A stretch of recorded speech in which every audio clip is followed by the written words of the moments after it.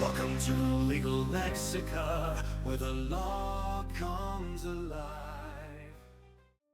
Hi, in today's Legal Lexica, we are to introduce to you the expression in camera, which originated in Latin, meaning in a chamber, and is often used in legal context to refer to proceedings or parts of proceedings that are held privately outside the presence of the public and the media. Now, let's listen to a latest news story to see if you can understand how in camera used in legal context. The Supreme Court of Canada is ruling on the Quebec case involving a police informant brings to light critical issues regarding judicial transparency and the protection of informants. The court's decision emphasized the necessity of maintaining confidentiality to protect the informant's identity, while recognizing that certain aspects of the legal proceedings could have been more transparent. Here are the key points. 1.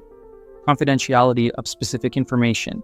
The court upheld the trial judge and Quebec Court of Appeals decisions to keep certain information confidential.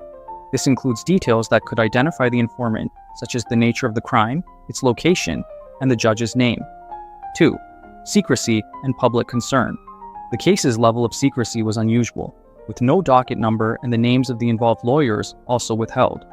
This lack of transparency raised concerns about the potential for secret trials. 3. In-camera proceedings. The court acknowledged that while in-camera proceedings, those held in private, are sometimes necessary, elements of the case could still be documented on the court's docket and hearing roll.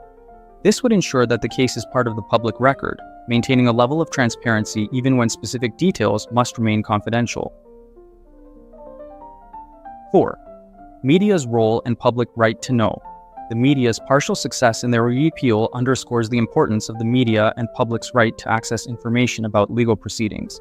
The court's decision highlights the need to balance this right with the necessity of protecting informants and the integrity of sensitive judicial processes. 5. Judicial accountability and transparency. The ruling suggests that courts can maintain accountability and transparency by documenting the existence of such cases, even if the details are kept private. This approach helps prevent the perception of secret trials while still protecting those involved in sensitive situations. In summary, the Supreme Court's decision seeks to strike a balance between protecting informants and ensuring a degree of transparency in the judicial process. By potentially documenting such cases on the court's docket and hearing roll, the legal system can uphold public trust and accountability while safeguarding critical informant identities. When we come to in-camera proceedings, we mean in-camera proceedings are conducted in private to protect sensitive information that, if disclosed, could potentially harm individuals, jeopardize ongoing investigations, or violate privacy rights. The primary objectives of in-camera proceedings are to ensure fairness, protect confidential information, and safeguard the integrity of the judicial process. As we reflect on today's discussion, it's crucial to recognize the delicate equilibrium the legal system must maintain.